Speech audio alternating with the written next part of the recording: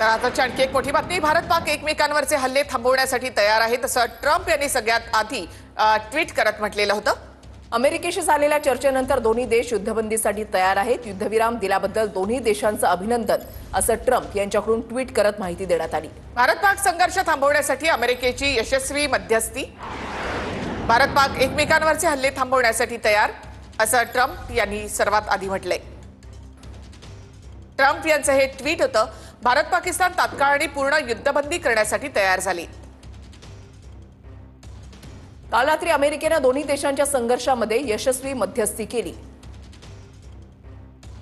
तर युद्धबंदी केल्याबद्दल समजूतदारपणा दाखवल्याबद्दल दोन्ही देशांचं अभिनंदन असं डोनाल्ड ट्रम्प यांनी म्हटलेलं आहे।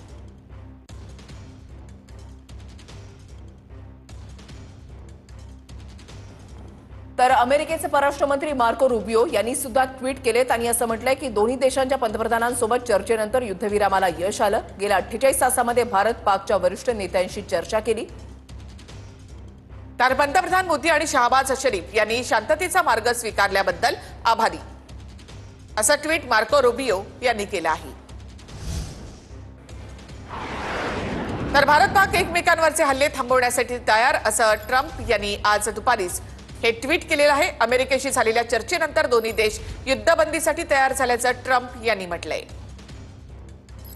तर